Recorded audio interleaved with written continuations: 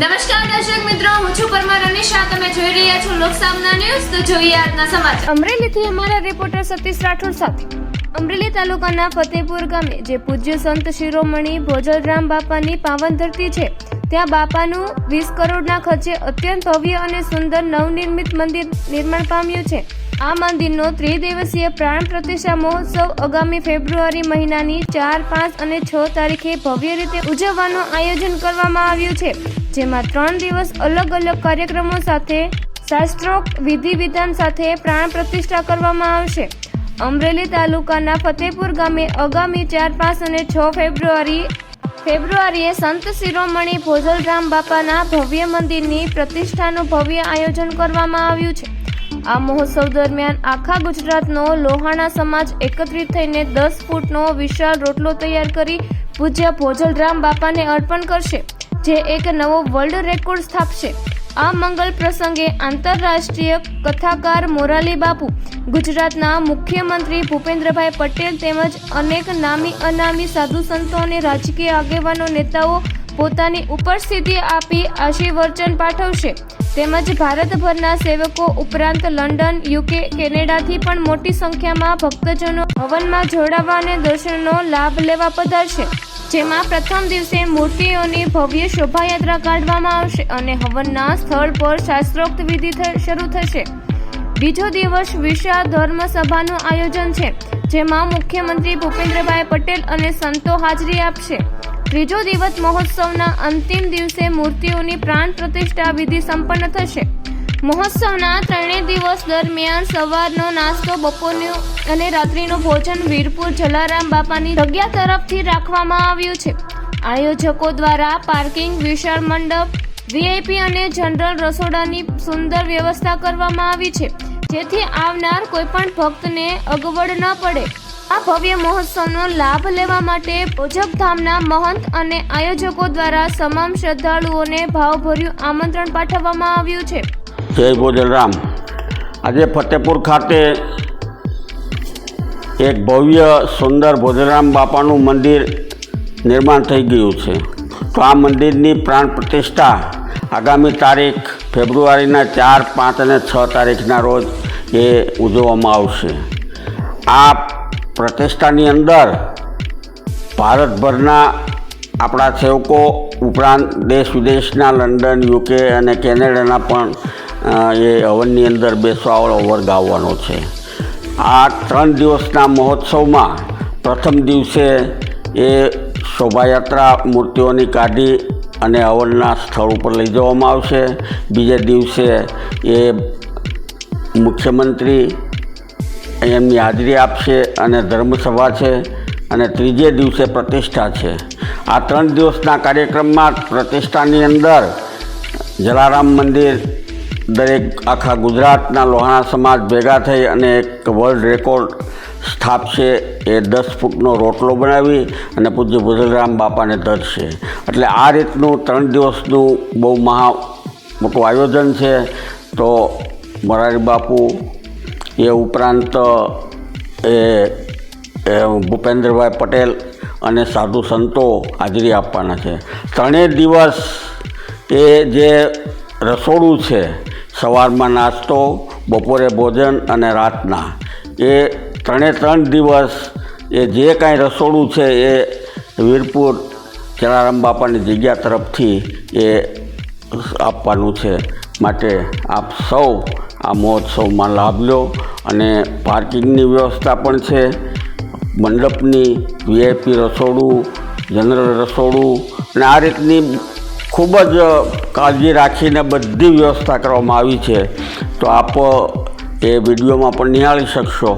તો આમાં ખાસ આપ સૌને હાજર રહી અને આ મહોત્સવ માણવા માટે મારું ખાસ હાર્દિક આપને નિમંત્રણ છે. જય ભોજલરામ. એ બાપુ, આપણે મંદિરની જે છે મૂર્તિ પ્રાણ પ્રતિષ્ઠા જે કરવાની છે, શું છે હકીકત સમગ્ર જણાવો. આજે ભોજલધામ ફતેપુર ખાતે પૂજ્ય ભોજલરામ બાપાનું મંદિર તૈયાર થઈ ગયું છે અને એની પ્રાણ પ્રતિષ્ઠા આવતી ફેબ્રુઆરીના 4, 5 અને 6 તારીખના રોજ એ ઉજવવામાં આવશે.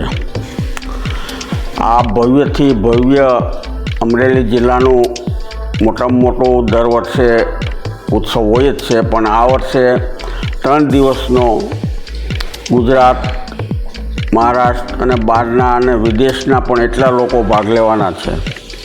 1008 હવનના પાટલા છે અને એની તૈયારી અત્યારે ચાલે છે હવનની. એ ઉપરાંત આ મંદિર આજે એટલું ભવ્ય બન્યું છે કે જે મંદિરની અંદર તમે જોશો કોતરકામ, તો લગભગ ગુજરાતમાં આવું મંદિરનું કોતરકામ ક્યાંય જોવા નહીં મળે તમને. 1000 ઘનફૂટ ગુલાબી પથ્થર અને માર્બલના એ સંયોજનથી બન્યું છે. 2 માળનું મંદિર છે અને 95 ફૂટ પહોળાઈ અને 85 ફૂટ લંબાઈનું આ મંદિર આકાર રહી ગયું છે. એમાં 3 શિખર છે, રંગમંડપ અને કુલ 122 થાંભલા છે. એમાં 41 થાંભલા એવા છે કે જેની અંદર લગભગ દરેક અવતારો, એ ઉપરાંત 284 મૂર્તિઓ જુદી જુદી એમાં આપવામાં આવી છે, કોતરવામાં આવી છે. એમાં 8 લક્ષ્મીજીના સ્વરૂપો છે, 8 સરસ્વતીજીના સ્વરૂપો છે, ગણપતિજીના સ્વરૂપો બધા આ રીતે, અને દરેક દેવી દેવતાઓ અને આપણા સૌરાષ્ટ્રના, ગુજરાતના બધા સંતો, એટલું બધું ભવ્ય મંદિર બન્યું છે કે જે ખરેખર એકવાર જોવા જેવું છે. તો આ પ્રાણ પ્રતિષ્ઠા 3 દિવસની છે. એમાં પ્રથમ દિવસે 4મી તારીખે એ મૂર્તિઓની નગરી યાત્રા અને એ જે હવનના સ્થળ ઉપર બધી મૂર્તિઓને લઈ જવામાં આવશે વાતે ગાતે, અને ત્યારે પૂજ્ય મોરારી બાપુ એ વખતે હાજર રહેશે. એમનું ટૂંકું પ્રવચન અને એમને કથા હોય દ્વારકા, એ તાત્કાલિક અહીંયા આવી અને પછી દ્વારકા જવા રવાના થઈ જશે. બીજે દિવસે પણ એ જ રીતે કાર્યક્રમ છે. બપોરના ધર્મસભા છે 4મી અને 5મી તારીખે 4 વાગ્યાથી 7 વાગ્યા સુધી. એટલે 5મી તારીખે મુખ્યમંત્રી ભૂપેન્દ્રભાઈ પટેલ અને બધા આગેવાનો અને સાધુ સંતો એ ધર્મસભામાં એ લાભ લેશે. ત્રીજે દિવસે રાસ ગરબાનો બહુ મોટો કાર્યક્રમ રાખવામાં આવ્યો છે અને તે દિવસે પ્રતિષ્ઠા છે. 12 વાગ્યે પ્રતિષ્ઠા થશે અને એ દિવસે લોહાણા સમાજ જામનગર એ જલારામ બાપાના મંદિર તરફથી 10 ફૂટનો એ રોટલો બનાવી અને ગુરુદેવ ભોજરામ બાપાને ધરવામાં આવશે. આ રોટલો એને 200મી જન્મજયંતિ જલારામ બાપાને હતી ત્યારે એમણે બનાવેલો 7 ફૂટનો અને ગિનિસ બુકમાં એ વર્લ્ડ રેકોર્ડ થયેલો. તો આજે એ જ મંદિર પાછું 11 ફૂટનો રોટલો બનાવી અને એ ભોજરામ બાપાને એ પ્રતિષ્ઠાને દિવસે ધરવાના છે અને એ પણ ગિનિસ બુકમાં નામ નોંધાવવાનું છે. તો આવું ભવ્ય મંદિર બની રહ્યું છે. તો આપ સર્વે લોકો એમાં સહકુટુંબ એ ભાગ લે અને આ ઉત્સવને દીપાવે એવી ખાસ આપ સૌને વિનંતી.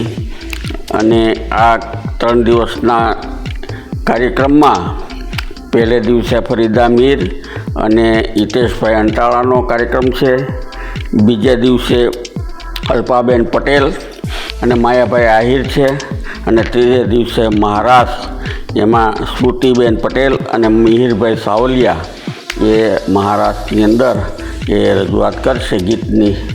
એટલે આવા ભવ્ય કાર્યક્રમમાં આપ સૌને પધારી અને આ ધર્મ લાભ લેવા માટે મારું જગ્યા તરફથી અને ભોજા ભગત ચેરિટેબલ ટ્રસ્ટ તરફથી આપ સૌને નિમંત્રણ છે. તો જરૂર પધારો. જય ભોજરામ. તો ફરી મળીશું એક નવા સમાચાર સાથે. ત્યાં સુધી જોતા રહો લોકસામના ન્યૂઝ.